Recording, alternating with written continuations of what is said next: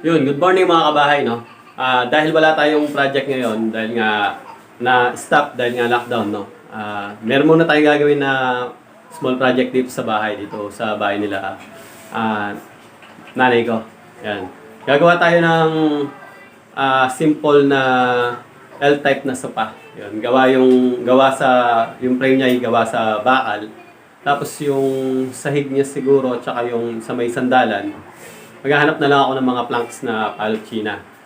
Pagkatapos, pag nagka-budget, bibili na lang sila mama ng yung king size na foam na Uratex. Tapos yung, alam niyo na yung mga uso ngayon, yung square-square, lalagyan na lang siya ng tela na, ano ba tawag doon? Cover na tela na yung may zipper. Yun, papatahin na lang yun sa upholstery, yung pinaka-cover niya. Tapos ikakat ko na lang yung foam na sakto dun sa L-type. So papapakita ko sa inyo mamaya. Yan, so ito yung mga sopa nila mama, no, na nasira na. Kahit tinatakpan na lang nila ng kumot. Lumubog na kasi ito dito, medyo mahina ang klase lang kasi ang mga yan. At saka, ayan, no, madumi na kasi itong mga pamangking kong malilikot ito. Talon sila ng talon dyan araw-araw. Ayan, talon sila ng talon. Kaya, yun, nasira kaagad. Tsaka yan, yung paa nila madudumi at tumatalon sila dyan. Yan ang ginagawa nila. Kaya gusto nga sana ni mama, wala ng foam. Para kahit na magtatalon sila dyan, hindi na masisira tsaka madudumihan. Pero yung gagawin natin, L-type dito, tsaka dito sa gawin na to, dito. Yan. Yung frame niya, 2x2 na tubular. Tapos sasayigan na lang natin siya ng maghanap na lang tayo ng paleta na palot China. Yun na yung pansasayig natin. Tapos, bibili na lang ng foam. Tapos, ipapatahi na lang sa upholsterer yung cover ng foam, yung square-square. Tapos, yun na lang ilalagay sa sandalan at sa sahig. Okay. Magkakat na tayo ng ating mga bakal. Yan. Bali, nakat na natin yung mga yung mga tubular natin. Yan. Bali, ayan na sila. Nilabelan na rin natin yan. Yan, makikita nyo. Parang di ako malito mamaya. Yan, o. Nilagyan ko na sila ng mga, size. Yan, yung mga pagkakat nila. Tapos, explain ko lang sa inyo, gumawa ko ng konting sketch dito. Yan, pagpasensyahan nyo na, hindi tayo gano'ng magaling sa drawing. Para lang maintindihan nyo yung kung anong pinagsasabi ko dito. Bali, ito yung, pinaka-main niya yung mahaba. Tapos, ito, yung dudugtong dito. Yung mag-L dito. Bali, size niya, yung haba niya is 6 feet. Tapos, yung dito yung height niya, 85 centimeters. 15 man ito, magiging siyang 55. Kasi may 5 ito. Basta yun yung mga sukat na ginawa ko. Sakto yan. Dun sa cut nung, ibig sabihin yung foam ng king size, which is 72 by 75 inches. Magiging sakto yung cut na yun. Magkakasya siya dito. So, minaximize lang natin yon yung king size na foam kung sakaling bumili. Hindi siya kakapusin.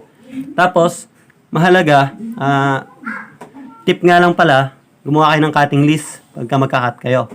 Ayan, halimbawa, itong ginawa ko, gumawa na ako ng mga cutting list ko. Halimbawa, itong 6 feet, 4 pieces, merong 85, 5 pieces. Tapos, ito nakasulat na miter. Ibig sabihin nito, yung one side niya, yung dulo niya, isang kabilang dulo, naka-miter ito. Kasi diyan magsasalubong yung mga dugtungan. Halimbawa, ito, naka-miter dito. Ganito. Yan. Tapos, sasalubungin ito, naka-miter din siya. Naka-miter ka to, nakakanto mesa. Yan, bali, ganyan siya. Kaya, inilagay ko na dun sa cutting list. So, kung may cutting list ka, hindi ka na maliligaw, susundan mo na lang yan, at tuloy-tuloy na yung pag-assemble mo. Kasi makakapag lahat. Okay, so yun, pagpatuloy natin paggawa, assemble na tayo.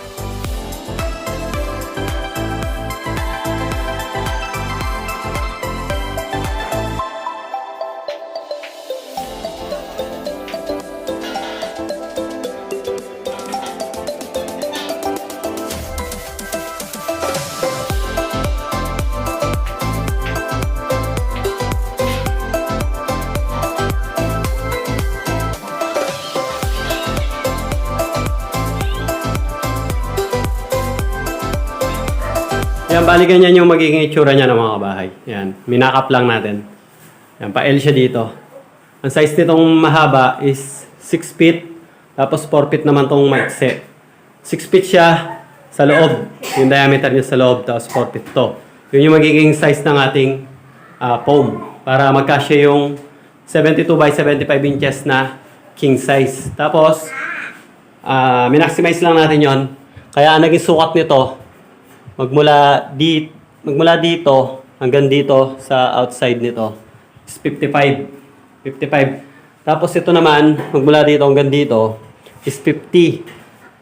Tapos yung 4 inches na foam or 10 centimeters hanggang dito, may matitira dito sa sandalan ng 40 inches yan. Bali, ang kulang na lang nito yung wood planks, yung sapin niya tsaka yung sandalan na palotsina. Bali, dito siya, pahaba dito yung mga palotsina. Yung, kahit siguro yung sa ginamit lang sa paleta kasi matatakpan naman yun ng foam, di ba? Pagka nalagyan na. Ganon din dito, pahaba siya dito. So, baka bibili pa ako ng 1 by 1. Lalagyan natin dito yan. Para doon natin pati dito. Yan. Para doon natin i-screw yung ating wood planks. Bali dito, iikot yan dito. Hanggang dito yung palotsina. Tapos papunta rito. Pero dito sa side na to, wala na. Dito na lang sa sahig. Tapos pa-L siya doon. Tapos foam na lang. Siguro, yung bakal natin, epoxy primer na lang natin ng black. So, sana gawin dun sa, sa palotsina, i-varnisan na lang. Kundi walnut, o baka dark na lang, wenge, para bumagay na lang dun sa black ng ating bakal. So, dito na muna natin tatapusin yung vlog natin ngayong sa araw na to. Pagpatuloy natin bukas,